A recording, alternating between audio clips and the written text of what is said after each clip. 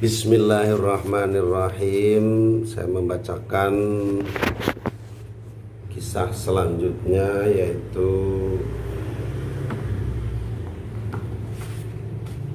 pengorbanan, di mana pernah nazar,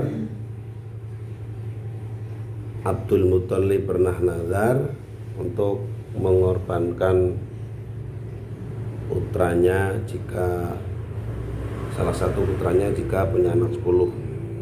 Dulu waktu itu masih punya anak satu, yaitu Al-Haris. Bismillahirrahmanirrahim. Beberapa tahun kemudian, tepatnya di bulan Jumadil Awal, 40 tahun sebelum Bi'tsah, terutusnya Nabi Muhammad, Abdul Muthalib yang saat itu telah memiliki beberapa orang putra kembali menggegirkan kota Mekah. Bak seorang raja dikawal para punggawa. Beliau berjalan penuh wibawa memimpin putra-putranya menuju Ka'bah. Sebuah keluarga yang begitu disegani di Mekah itu berjalan tenang dan mantap, namun wajah sang ayah jelas menampakkan kegelisahan. Memang ketampanannya mampu menimbun usia yang sudah tidak muda lagi. Akan tetapi rasa gelisah telah mengalahkan segalanya hingga nampak jelas di wajah pemuka Quraisy itu. Penduduk Mekah terbelalak menyaksikan pemandangan aneh hari itu. Mereka keluar rumah dengan penuh tanda tanya. Sehari sebelumnya, keluarga bangsawan kaum Quraisy ini telah melakukan pembicaraan serius perihal nazar yang telah diucapkan Abdul Muthalib beberapa tahun silam. Mendengar hal itu, ke-10 putranya tercengang, tak percaya kalau ternyata setelah dewasa salah satu dari mereka harus merasakan pedihnya setan pedang dari ayahnya sendiri. Sebenarnya urusan kematian bagi mereka bukanlah sesuatu yang menakutkan, apalagi jika harus mati di tangan ayah sendiri demi memenuhi nazarnya. Itu sama sekali bukan sesuatu yang harus ditakuti. Bahkan mereka beranggapan itu merupakan kematian yang cukup terhormat. Yang mereka takuti adalah menyaksikan kematian saudara sendiri tepat di depan mata tanpa dapat melakukan apapun baginya. Hal itu lebih pedih daripada sabetan pedang beracun ke tubuh mereka. Kini putra-putra Abdul Muthalib benar-benar bingung dan memang layak untuk bingung. Lalu berkata, "Wahai ayah, apa yang harus kami lakukan?" tanya putra ketika mendengar penjelasan itu. "Tulislah nama-nama kalian pada anak panah." Dengan mantap Abdul Muthalib menjawab. Mereka pun melakukan apa yang diperintahkan ayahnya. Keesokan paginya keluar menuju Ka'bah untuk melaksanakan undian sebagai penentu siapa yang akan dikorbankan. Ketika mentari mulai memamerkan kemenangannya mengusir gelapnya malam, keluarga yang tengah diliputi kegelisahan itu tengah berdiri mengkuat diri menerima kekalahan untuk memenuhi nazar di hadapan juru ramal kota. Bagi Abdul Muthalib, nazar tidak bisa diabaikan karena urusan ini berkaitan dengan Tuhan. Meskipun begitu, beliau merasa limbung juga ketika membayangkan seandainya yang harus dikorbankan adalah Abdullah. Abdullah di sini adalah ayah dari Nabi Muhammad. Si bungsu kesayangannya yang kini ketampanannya sedang mekar. Untuk meneguhkan hatinya, beliau minta agar juru ramal segera melakukan pengundian. Masyarakat Mekah hanya mampu menatap ketika pemimpin mereka itu menyerahkan beberapa anak panah yang telah tertera nama-nama putranya. Anak panah telah berada dalam genggaman juru ramal. Semua mata memicing ingin menyaksikan siapa yang bakal keluar dari undian tersebut. Hati Abdul Muthalib tegang. Seandainya boleh memilih, mungkin lebih baik beliau menghadapi ratusan pasukan perang meskipun tanpa senjata, daripada harus menunggu beberapa menit yang sangat mengerikan itu. Apalagi ketika beliau menatap si bungsu nan tampan, yaitu Abdullah. Beliau benar-benar merasa pedih jika membayangkan Abdullah yang akan menjadi korban dari nazarnya. Penantian itu serasa menyodorkan kepala sendiri ke mulut singa padang pasir yang tengah kelaparan.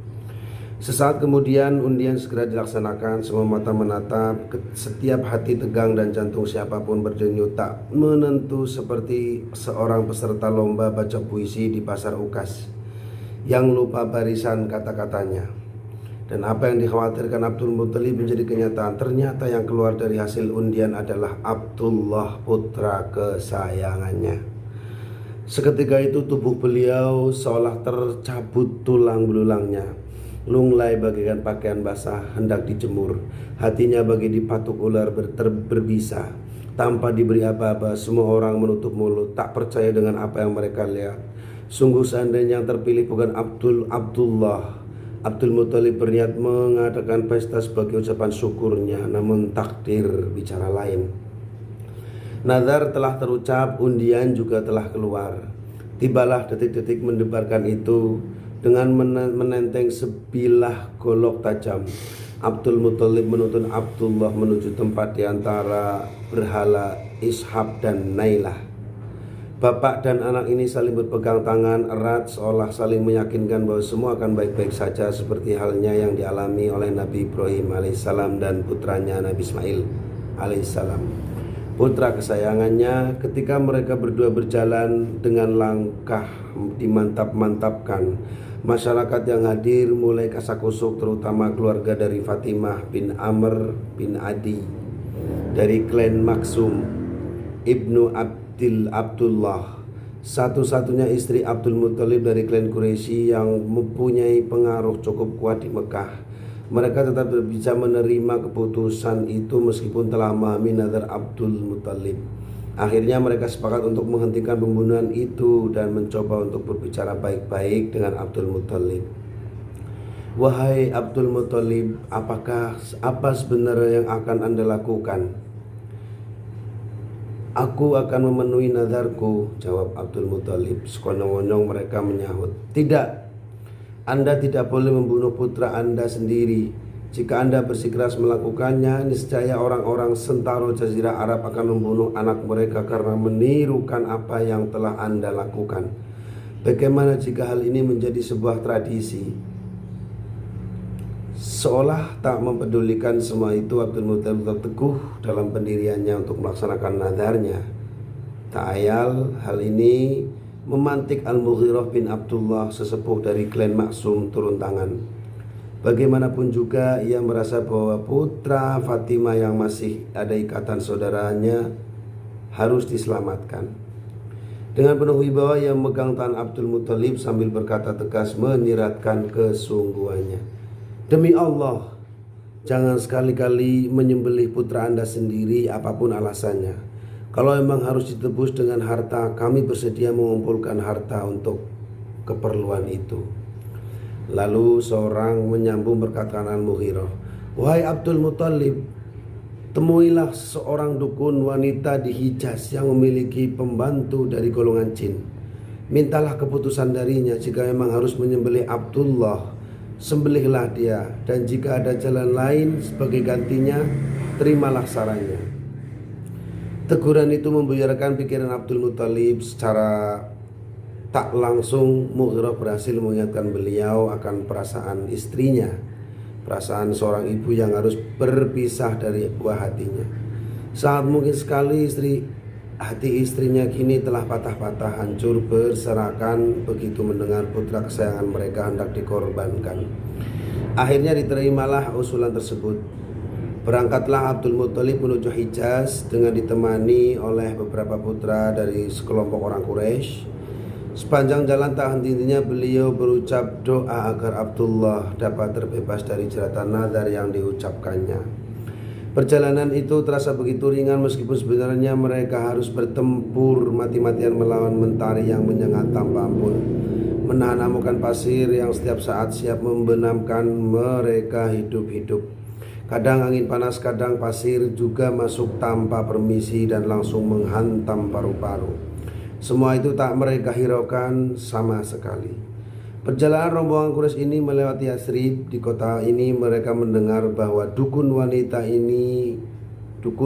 itu kini telah pindah ke Khaybar, sebuah pemukiman subur sebelah utara Yathrib yang dihuni kaum Yahudi.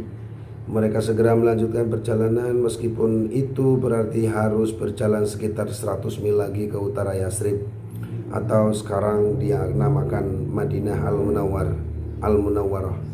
Sesampainya di sana, mereka langsung menemui wanita itu dan menceritakan persoalan yang sedang dihadapi.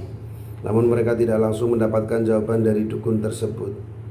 "Kalian pergilah dan kembalilah besok. Aku akan bertanya dulu pada jinku," kata dukunnya. Ketika meninggalkan wanita itu, sepanjang jalan menuju penginapan, Abdul Muthalib terus melantunkan doa yang sama, mulai beranjak dari Mekah sampai ke negeri Hijaz. Doanya adalah, "Wahai Allah, Tuhanku, jangan Engkau wujudkan apa yang aku khawatirkan, dan jauhkanlah dia, Abdul Muthalib, dari segala kejelekan yang aku khawatirkan ini. Sungguhnya aku berharap agar anakku dapat menjadi pemimpin para manusia." Keesokan harinya mereka mendatangi dukun itu. Tanpa banyak basa-basi, sang dukun langsung menceritakan hasil pertemuan dengan jin-jin pembantunya. Selanjutnya ia mulai memberitahu apa yang mesti mereka lakukan untuk menebus Abdullah. "Aku telah mendapatkan petunjuk dari jinku. Berapakah denda pembunuhan di daerah kalian?" Dukun itu mulai pembicaraan. 10 ekor unta, kata rombongan Abdul Muthalib. "Pulanglah kalian, persembahkanlah Abdullah dan 10 unta, lalu undilah keduanya. Jika undian jatuh pada anak kalian, maka tambahkan unta persembahan hingga Tuhan memberikan ridhonya. Namun jika undian jatuh pada unta, maka sembelihlah unta-unta itu, sebab Tuhan telah menghendaki keselamatan anak ini." Kini mereka telah mendapatkan jalan keluar untuk menyelamatkan Abdullah, meskipun itu harus dengan cara mengundi. Tapi bukanlah itu berarti masih ada harapan bagi Abdullah untuk tetap hidup dan terbebas dari nazar. Mekah kembali geger dengan undian untuk menentukan hidup mati putra junjungan mereka. Kaum Quraisy kembali berkumpul di pelataran masjid untuk melihat peristiwa mendebarkan itu. Abdul Muthalib telah berdiri bersama juru ramal di tempat pengundian. Undian pertama telah dilakukan dan hasilnya mencengangkan. Abdullah harus dikorbankan sesuai dengan anjuran dukun Hijaz. Unta-unta persembahan segera ditambah, akan tetapi hasilnya tetap sama. Putra mahkota Abdul Muthalib itu harus menyudahi hidupnya di bawah tajamnya pedang. Unta-unta terus ditambah hingga mencapai 100 ekor. Berarti kalau 100 ekor itu 9 kali tambahan. Pertama adalah 10, diundi menuju undiannya menuju ke Abdullah, maka ditambah lagi 10 sampai 9 kali tambahan. Saat itulah undian menunjukkan bahwa yang harus dikorbankan adalah unta-unta tersebut. Sesaat ketegangan mereda dan penduduk Mekah tampak bersorak gembira. "Wahai Abdul Muthalib, sungguhnya Tuhanmu telah ridho." Kenyataan bahwa 100 unta itu telah jatuh sebagai korban belum bisa diterima oleh Abdul Muthalib. Bagi beliau, sekali undian belum bisa menjadi keputusan akhir dari sebuah peristiwa penting. "Demi Allah," kata Abdul Muthalib, "demi Allah, aku belum bisa meyakini hal itu sebelum kita lakukan 3 kali lagi." Jawab Abdul Muthalib membuat mereka semua terdiam dan menunda kebahagiaan tersebut. Dengan berat hati undian dilaksanakan lagi. Kali ini semuanya benar-benar cemas. Mereka tak bisa membayangkan seandainya yang keluar dari undian nanti adalah Abdullah. Haruskah unta-unta itu ditambah lagi? Ataukah saat itu pula Abdullah akan meregang nyawa di antara berhala Ishab dan Nailah? Semua serba mungkin. Juru ramal telah mengocok kembali panah undian, dan segera setelah itu meledaklah kebahagiaan semua orang yang hadir. Undian pertama hingga ketika menunjukkan bahwa unta-unta itulah yang harus dikorbankan. Abdul Muthalib nampak sebagai orang yang paling bahagia saat itu. Dia dapat menatap kembali wajah putra kesayangannya. Tatapan keharuan ditingkai berjuta harapan. Seketika itu 100 ekor unta disembelih dan siapapun boleh menikmati dagingnya. Ini fase kedua dari bab awal.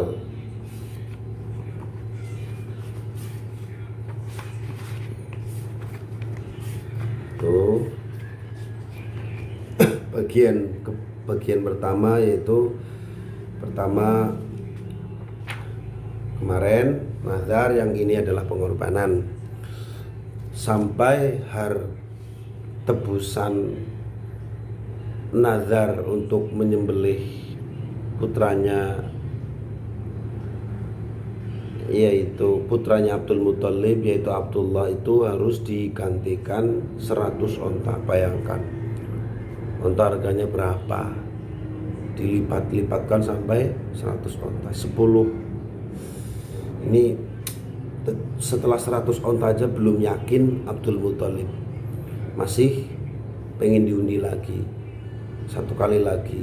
Mereka setelah undian onta, baru undian nama onta dan namanya anaknya Abdul Muthalib diundi. Ternyata sampai 3 kali keputusan itu menunjukkan betul dari Allah. Abdul Muthalib tidak lagi mengorbankan anaknya karena sudah diganti onta 100 onta. Ini ada berarti di sini ada keistimewaan, menunjukkan keistimewaan keturunan dari Abdullah, yaitu yang akan menurunkan Nabi Muhammad. Karena sangat mahal sekali. Allah membandingkannya saja sampai 100 onta untuk menebus kematian Abdul Muthalib. Berarti ada hal yang luar biasa di tubuh yang akan menurunkan Nabi menjadi Nabi Muhammad SAW. Sekian dulu, mudah-mudahan kita ditambahkan cintanya ke Rasulullah serta bisa mengantar dekat ke Allah. Assalamualaikum warahmatullahi wabarakatuh.